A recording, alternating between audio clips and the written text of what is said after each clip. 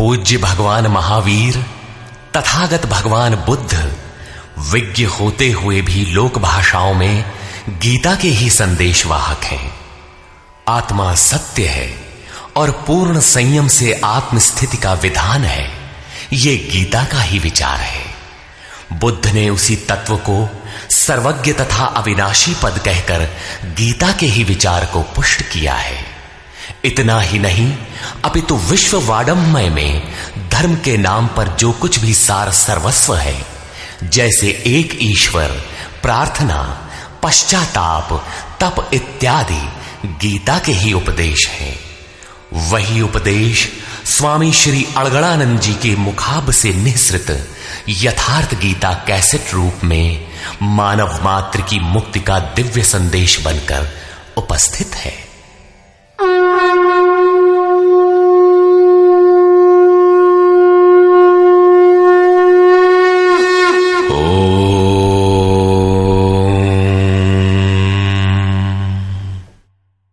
श्री परमात्मने नमः। यथार्थ गीता, श्रीमद्भगवत गीता, अथ पंचमो अध्यायः। अध्याय 3 में अर्जुन ने प्रश्न रखा था कि भगवान, जब ज्ञान योग आपको श्रेष्ठ मान्य है तो आप मुझे भयंकर कर्मों में क्यों लगाते हैं? अर्जुन को निष्काम कर्म योग की अपेक्षा ज्ञान योग कुछ सरल प्रतीत हुआ लगता है, क्योंकि ज्ञान योग में हारने पर देवत्व और विजय में महामहिम स्थिति, दोनों ही दशाओं में लाभ ही लाभ प्रतीत हुआ। किंतु अब तक अर्जुन ने भली प्रकार समझ लिया था कि दोनों ही मार्गों में कर्म तो करना ही पड़ेगा। योगेश्वर उसे संशय रहित होकर तत्वदर्शी महापुरुष की शरण लेने के लिए भी प्रेरित करते हैं, क्योंकि समझने के लिए वही एक स्थान है। अतः दोनों मार्गों में से एक चुनने से पूर्व उसने निवेदन किया। अर्जुन उवाच।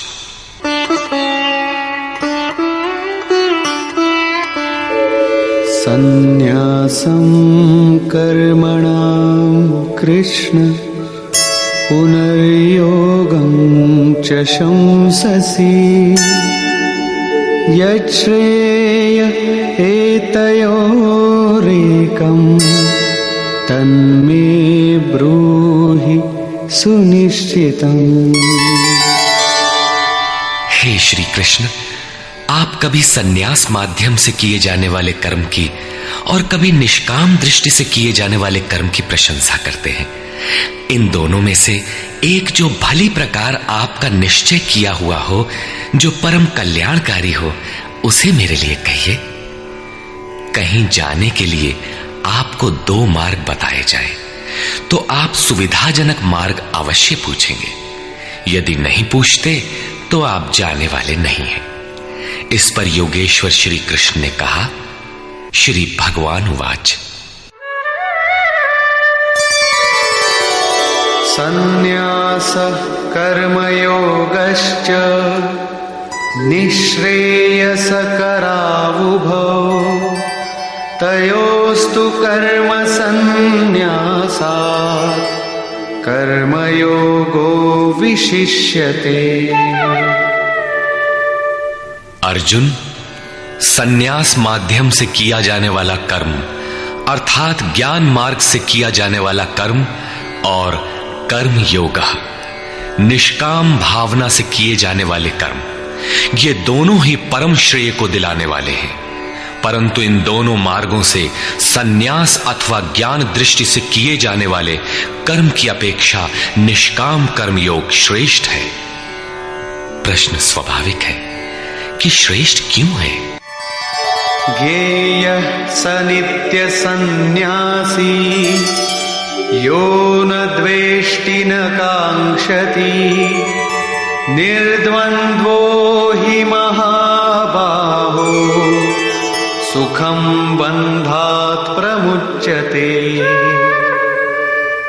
महाबाहु अर्जुन, जो न किसी से द्वेष करता है न किसी की आकांक्षा करता है, वो सदैव सन्यासी ही समझने योग्य है, चाहे वो ज्ञान मार्ग से या निष्काम कर्म मार्ग से ही क्यों ना हो। राग द्वेषादि द्वंद्वों से रहित वो पुरुष सुखपूर्वक भव बंधन से मुक्त हो जाता है।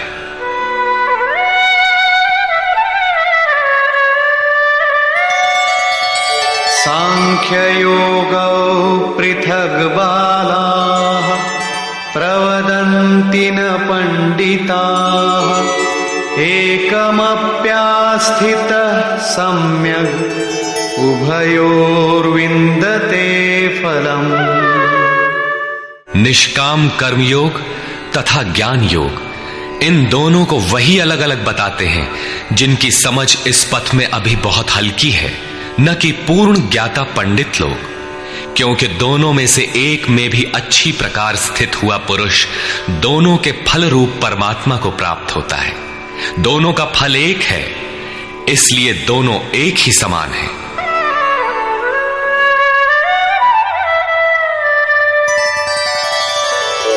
यत् सांख्यैः प्राप्यते स्थानम् तद्योगैरपि गम्यते एकं सांख्यं च योगं च यः पश्यति स पश्यति।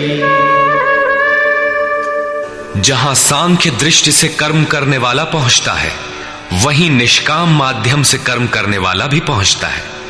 इसलिए जो दोनों को फल की दृष्टि से एक देखता है, वही यथार्थ जानने वाला है। जब दोनों एक ही स्थान पर पहुंचते हैं, तो निष्काम कर्मयोग विशेष क्यों? श्री कृष्ण बताते हैं,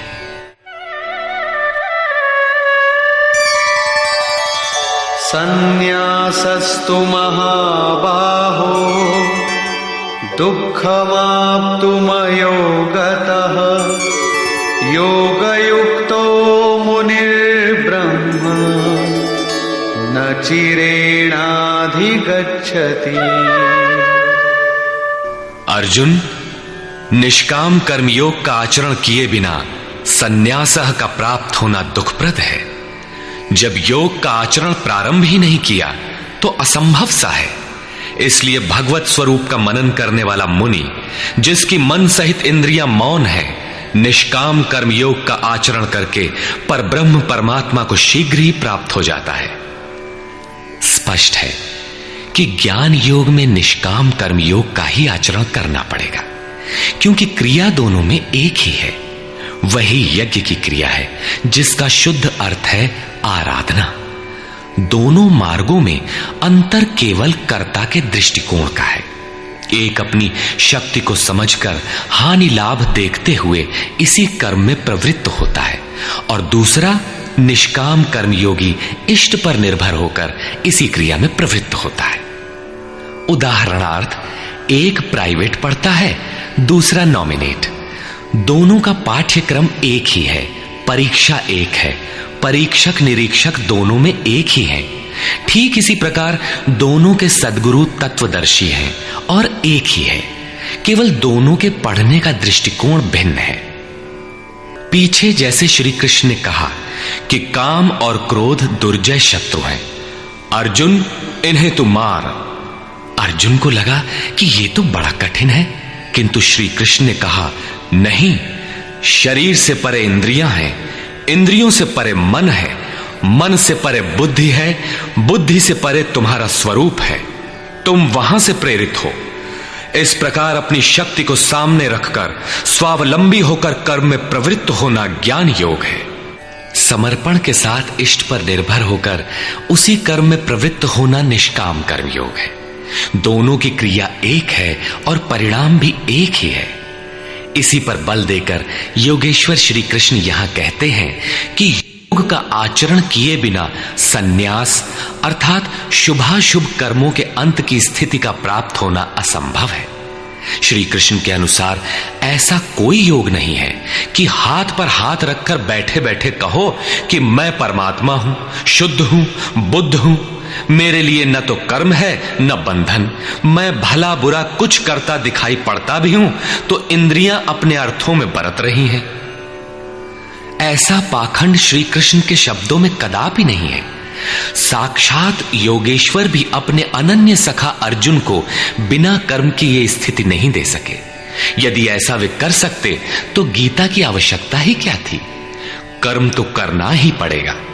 कर्म करके ही संन्यास की स्थिति को पाया जा सकता है और योग युक्त पुरुष शीघ्र ही परमात्मा को प्राप्त हो जाता है।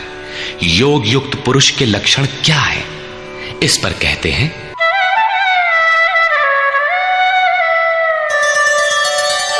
योगयुक्तो विशुद्धात्मा विजितात्मा जितेन्द्रियः सर्वभूतात्मा भूतात्मा कुर्वन्नपि न लिप्यते।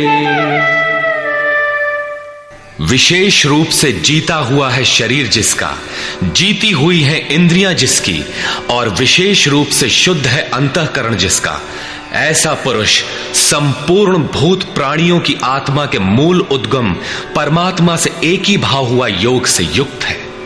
वो कर्म करता हुआ भी उससे लिप्त नहीं होता। तो करता क्यों है?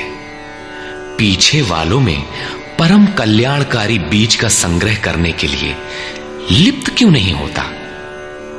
क्योंकि संपूर्ण प्राणियों का जो मूल उद्गम है, जिसका नाम परम तत्व परमात्मा है, उस तत्व में वो स्थित हो गया। आगे कोई वस्तु नहीं जिसकी शोध करे। पीछे वाली वस्तुएं छोटी पड़ गई तो भला आसक्ति किसमें करे? इसलिए वो कर्मों से आवृत्त नहीं होता। ये योग युक्त की पराकाष्ठा का चित्रण है।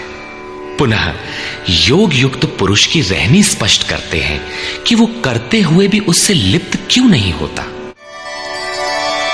नैव किंचित करोमीति युक्तो मन्येत तत्त्ववित् पश्यन् शृण्वन् स्पृशन् जिघ्रन् अश्नन् गच्छन् स्वपन् श्वसन् प्रलपन् विसृजन् गृह्णन् उन्मिषन् निमिषन्नपि इन्द्रियाणीन्द्रियार्थेषु वर्तन्त इति धारयन्।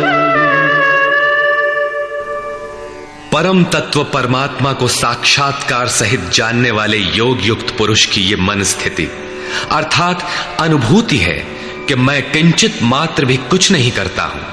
ये उसकी कल्पना नहीं, बल्कि ये स्थिति उसने कर्म करके पाई है। अब प्राप्ति के पश्चात वो सब कुछ सुनता हुआ, स्पर्श करता, सूंघता, भोजन करता, गमन करता, सोता, श्वास लेता, त्याग करता, ग्रहण करता, आंखों को खोलता और मीचता हुआ भी इंद्रियां अपने अर्थों में बरतती हैं। ऐसी धारणा वाला होता है परमात्मा से बढ़कर कुछ है ही नहीं, और जब उसमें वो स्थित ही है तो उससे बढ़कर किस सुख की कामना से वो किसी का स्पर्श इत्यादि करेगा।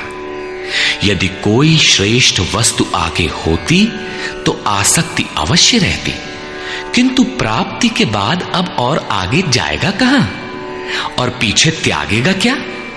इसलिए योग युक्त पुरुष लिप्त नहीं होता। इसी को एक उदाहरण के माध्यम से प्रस्तुत करते हैं।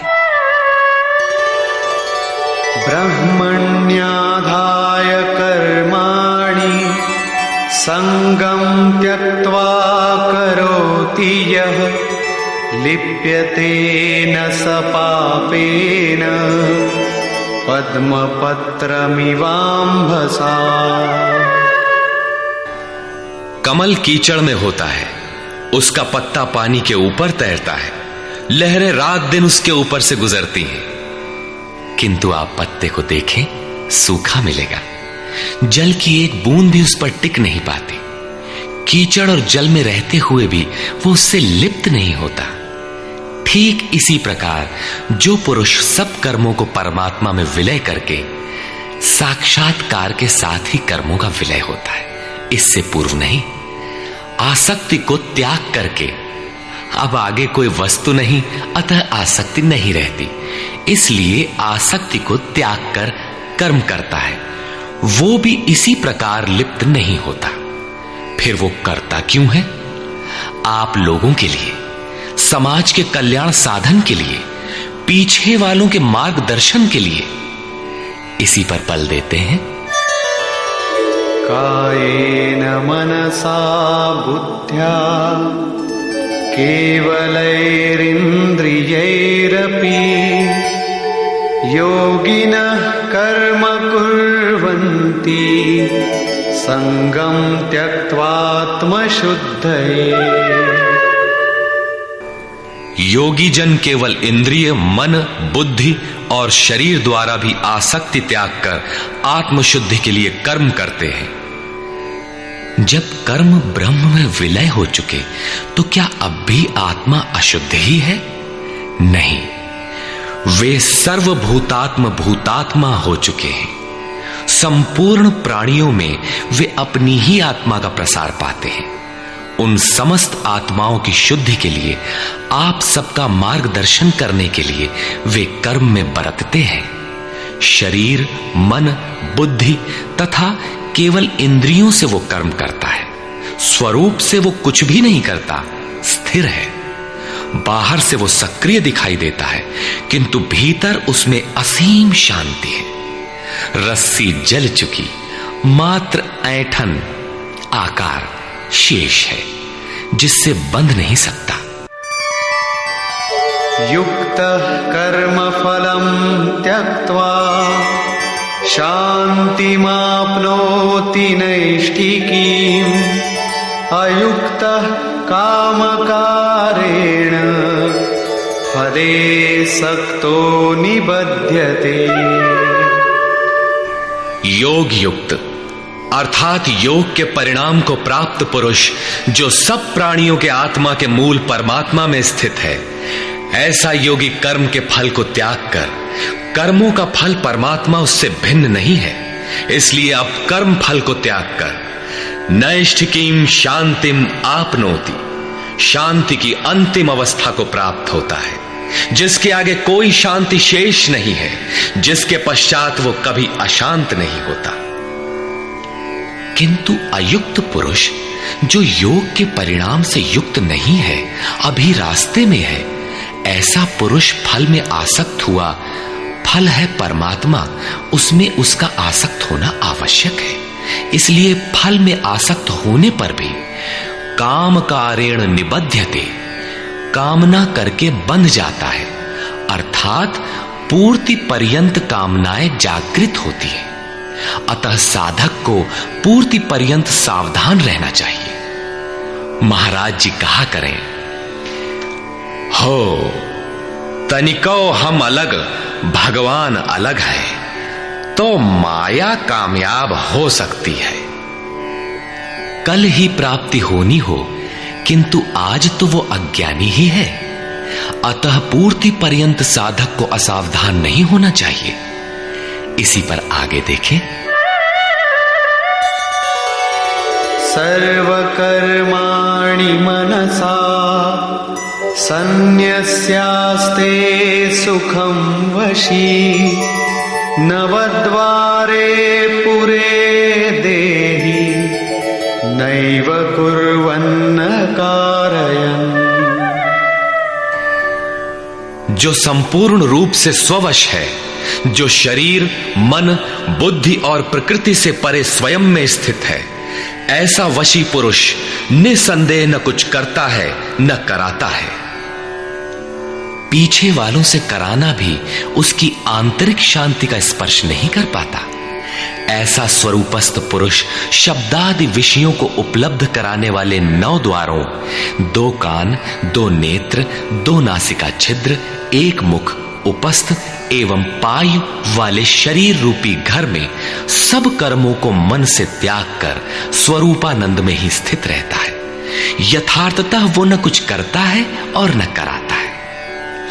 इसी को पुनः श्री कृष्ण दूसरे शब्दों में कहते हैं कि वो प्रभु न करता है न कराता है। सद्गुरु, भगवान, प्रभु, स्वरूपस्थ, महापुरुष, युक्त इत्यादि एक दूसरे के पर्याय हैं। अलग से कोई भगवान कुछ करने नहीं आता। वो जब करता है तो इन्हीं स्वरूपस्थ इष्ट के माध्यम से कराता है। महापुरुष के लिए शरीर मकान मात्र है। अतः परमात्मा का करना और महापुरुष का करना एक ही बात है, क्योंकि वो उनके द्वारा है। वस्तुतः वो पुरुष करते हुए भी कुछ नहीं करता। इसी पर अगला श्लोक देखें। न कर्तृत्वं न कर्माणि लोकस्य सृजति प्रभुः न कर्मफल संयोगं स्वभावस्तु प्रवर्तते। वो प्रभु न तो भूत प्राणियों के कर्तापन को, न कर्मों को और न कर्म फलों का संयोग ही बैठाता है, बल्कि स्वभाव में स्थित प्रकृति के दबाव के अनुसार ही सभी बरतते हैं। जैसी जिसकी प्रकृति सात्विक, राजसी अथवा तामसी है, उसी स्तर से वो बरतता है। प्रकृति तो लंबी चौड़ी है, लेकिन आपके ऊपर उतना ही प्रभाव डाल पाती है जितना आपका स्वभाव विकृत अथवा विकसित है। प्रायः लोग कहते हैं कि करने कराने वाले तो भगवान हैं, हम तो यंत्र हैं, हमसे वे भला करावें अथवा बुरा। किंतु योगेश्वर श्री कृष्ण कहते हैं कि न वो प्रभु स्वयं करता है, न कराता है, और न वो जुगाड़ ही बैठाता है। लोग अपनी स्वभाव में स्थित प्रकृति के अनुरूप बरतते हैं, भगवान नहीं करते। तब लोग कहते क्यों हैं कि भगवान करते हैं? इस पर योगेश्वर बताते हैं, नादत्ते कस्यचित् पापं न चैव सुकृतं विभुः अज्ञानेनावृतं ज्ञानं तेन मुह्यन्ति जन्तवः। जिसे अभी प्रभु कहा उसी को यहां विभु कहा गया है, क्योंकि वो संपूर्ण वैभव से संयुक्त है। प्रभुता एवं वैभव से संयुक्त वो परमात्मा न किसी के पाप कर्म को और न किसी के पुण्य कर्मों को ही ग्रहण करता है। फिर लोग कहते क्यों हैं? इसलिए कि अज्ञान के द्वारा ज्ञान ढका हुआ है। उन्हें अभी साक्षात्कार सहित ज्ञान तो हुआ नहीं, वे अभी जंतु हैं। मोहवश वे कुछ भी कह सकते हैं। ज्ञान से क्या होता है, इसे स्पष्ट करते हैं। ज्ञानेन तु तदज्ञानम् येषां नाशितमात्मनः तेषामादित्यवज्ज्ञानं प्रकाशयति तत्परम्। जिनके अंतःकरण का वो अज्ञान, जिसने ज्ञान को ढक रखा था, आत्म साक्षात्कार द्वारा नष्ट हो गया है, और इस प्रकार जिसने ज्ञान प्राप्त कर लिया है, उनका वो ज्ञान सूर्य के सदृश उस परम तत्व परमात्मा को प्रकाशित करता है। तो क्या परमात्मा किसी अंधकार का नाम है? नहीं, वो तो स्वयं प्रकाश रूप दिन राति, स्वयं प्रकाश रूप है तो, किंतु हमारे उपभोग के लिए तो नहीं है, दिखाई तो नहीं देता। जब ज्ञान द्वारा अज्ञान का आवरण हट जाता है, तो उनका वो ज्ञान सूर्य के सदृश परमात्मा को अपने में प्रवाहित कर लेता है। फिर उस पुरुष के लिए कहीं अंधकार नहीं रह जाता। उस ज्ञान का स्वरूप क्या है? तद्बुद्धयस्तदात्मानः तन्निष्ठास्तत्परायणाः गच्छन्त्य पुनरावृत्तिं ज्ञाननिर्धूतकल्मषाः। जब उस परम तत्व परमात्मा के अनुरूप बुद्धि हो, तत्व के अनुरूप प्रवाहित मन हो, परम तत्व परमात्मा में एक ही भाव से उसकी रहनी हो और उसी के परायण हो, इसी का नाम ज्ञान है। ज्ञान कोई बकवास या बहस नहीं है। इस ज्ञान द्वारा पाप रहित हुआ पुरुष पुनरागमन रहित परम गति को प्राप्त होता है। परम गति को प्राप्त पूर्ण जानकारी से युक्त पुरुष ही पंडित कहलाते हैं। आगे देखें। विद्या विनय संपन्ने ब्राह्मणे गविहस्तिनि शुनि चैव श्वपाके च पंडिताः समदर्शिनः। ज्ञान के द्वारा जिनका पाप शमन हो चुका है, जो अपनावर्ती परम गति को प्राप्त है, ऐसे ज्ञानी जन विनय युक्त ब्राह्मण तथा चांडाल में, गाय और कुत्ते में तथा हाथी में समान दृष्टि वाले होते हैं। उनकी दृष्टि में विद्या विनय युक्त ब्राह्मण न तो कोई विशेषता रखता है और न चांडाल कोई हीनता रखता है। न गाय धर्म है और न कुत्ता अधर्म, और न हाथी विशालता ही रखता है। ऐसे पंडित ज्ञाता जन समदर्शी और समवर्ती होते हैं। उनकी दृष्टि चमड़ी पर नहीं रहती बल्कि आत्मा पर पड़ती है। अंतर केवल इतना है, विद्या विनय संपन्न स्वरूप के समीप है और शेष कुछ पीछे है। कोई एक मंजिल आगे है तो कोई पिछले पड़ाव पर। शरीर तो वस्त्र है। उनकी दृष्टि वस्त्र को महत्व नहीं देती, अपितु उनके हृदय में स्थित आत्मा पर पड़ती है। इसलिए वे कोई भेद नहीं रखते। श्री कृष्ण ने पर्याप्त गो सेवा की थी। उन्हें गाय के प्रति गौरवपूर्ण शब्द कहना चाहिए था, किंतु उन्होंने ऐसा कुछ भी नहीं कहा। श्री कृष्ण ने गाय को धर्म में कोई स्थान नहीं दिया। उन्होंने केवल इतना माना कि अन्य जीव आत्माओं की तरह उसमें भी आत्मा है। गाय का आर्थिक महत्व जो भी हो, उसका धार्मिक वैशिष्ट्य परिवर्ती लोगों की देन है। श्री कृष्ण ने पीछे बताया कि अविवेकियों की बुद्धि अनंत शाखाओं वाली होती है, इसलिए वे अनंत क्रियाओं का विस्तार कर लेते हैं। जबकि निष्काम कर्म योग में अर्जुन निर्धारित क्रिया एक ही है, यज्ञ की प्रक्रिया आराधना।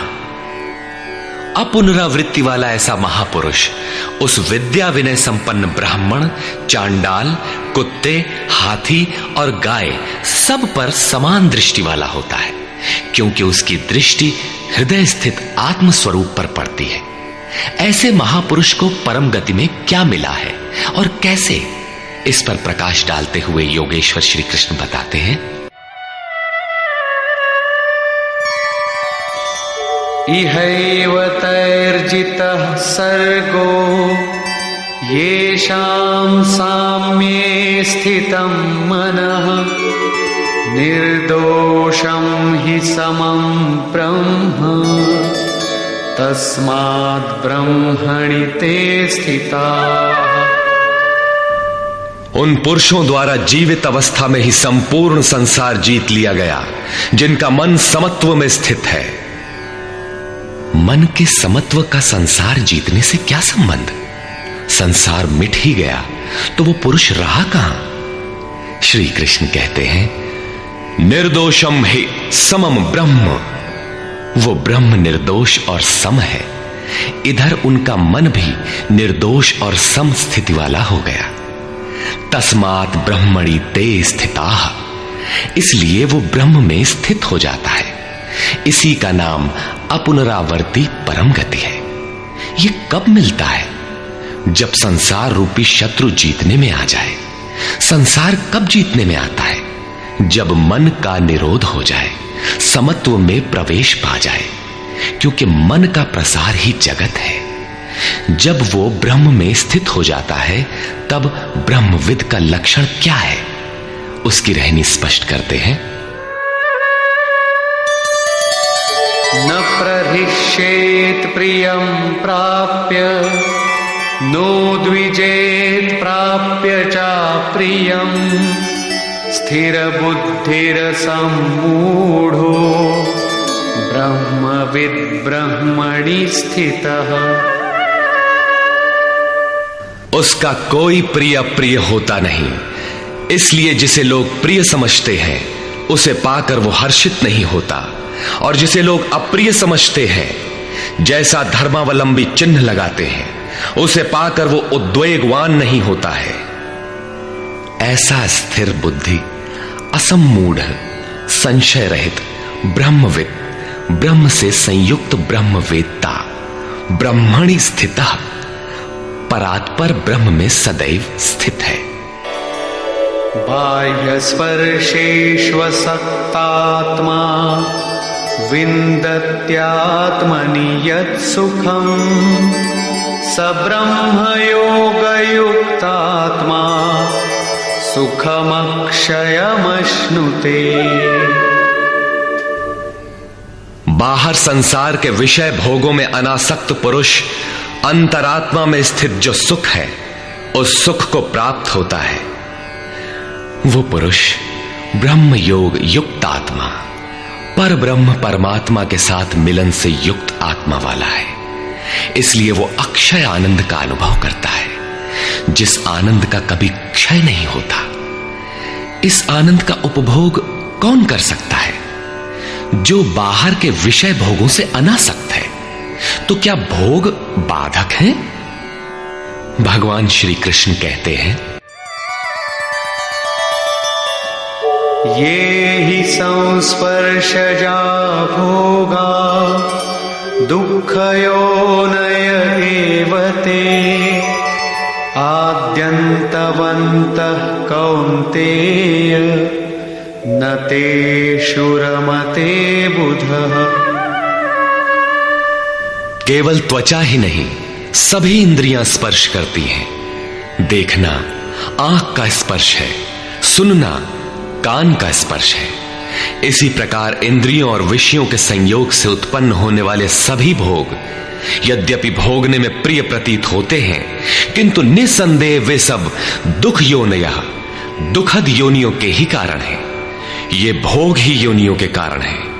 इतना ही नहीं, वे भोग पैदा होने और मिटने वाले हैं, नाशवान हैं। इसलिए कौन्तेय, विवेकी पुरुष उनमें नहीं फंसते। इंद्रियों के इन स्पर्शों में रहता क्या है? काम और क्रोध, राग और द्वेष। इस पर श्री कृष्ण कहते हैं,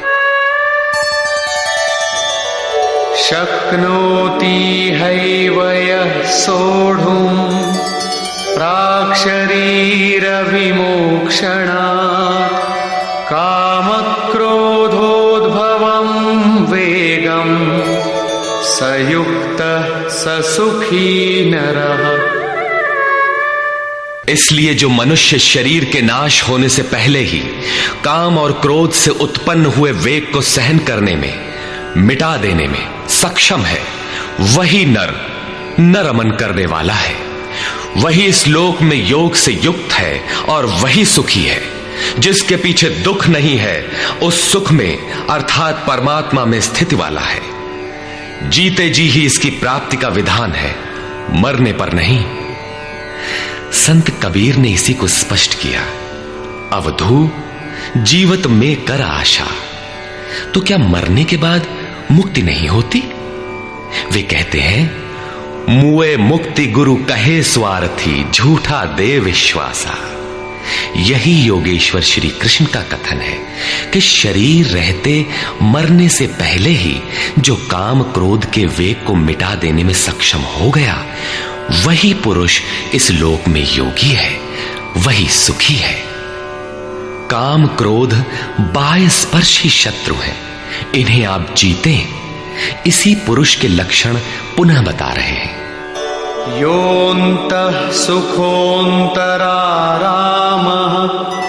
तथान्तर्ज्योतिरेव यः स योगी ब्रह्मनिर्वाणम् ब्रह्मभूतोऽधिगच्छति।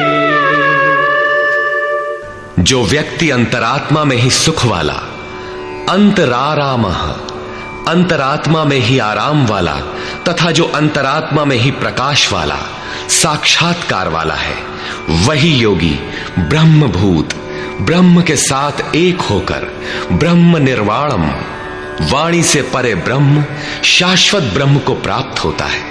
अर्थात पहले विकारों, काम क्रोध का अंत, फिर दर्शन, फिर प्रवेश। आगे देखें, लभन्ते ब्रह्म निर्वाणम् ऋषयः क्षीणकल्मषाः छिन्नद्वैधायतात्मानः सर्वभूतहिते रताः। परमात्मा का साक्षात्कार करके जिनका पाप नष्ट हो गया है, जिनकी दुविधाएं नष्ट हो गई हैं, संपूर्ण प्राणियों के हित में जो लोग लगे हुए हैं, प्राप्ति वाले ही ऐसा कर सकते हैं। जो स्वयं गड्ढे में पड़ा है वो दूसरों को क्या बाहर निकालेगा। इसलिए करुणा महापुरुष का स्वाभाविक गुण हो जाता है। तथा यतात्मानः, जितेंद्रिय ब्रह्मवेत्ता पुरुष शांत पर ब्रह्म को प्राप्त होते हैं, उसी महापुरुष की स्थिति पर पुनः प्रकाश डालते हैं। काम क्रोध वियुक्तानां यतीनां यतचेतसाम् अभितो ब्रह्म निर्वाणं वर्तते विदितात्मनाम्। काम और क्रोध से रहित जीते हुए चित्त वाले परमात्मा का साक्षात्कार किए हुए ज्ञानी पुरुषों के लिए सब ओर से शांत पर ब्रह्म ही प्राप्त है। बार बार योगेश्वर श्री कृष्ण उस पुरुष की रहनी पर बल दे रहे हैं जिससे प्रेरणा मिले। प्रश्न लगभग पूर्ण हुआ। अब वे पुनः बल देते हैं कि इस स्थिति को प्राप्त करने का आवश्यक अंग श्वास प्रश्वास का चिंतन है। यज्ञ की प्रक्रिया में प्राण का अपान में हवन, अपान का प्राण में हवन, प्राण अपान दोनों की गति का निरोध उन्होंने बताया था, उसी को समझा रहे हैं।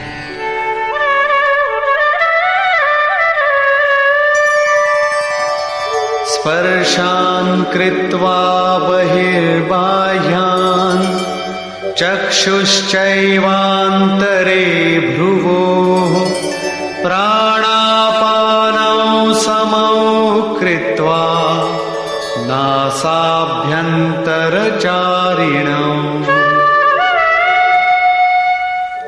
यतेन्द्रियमनोबुद्धिः मुनिर्मोक्षपरायणः विगतेच्छाभयक्रोधो यः सदा मुक्त एव सः।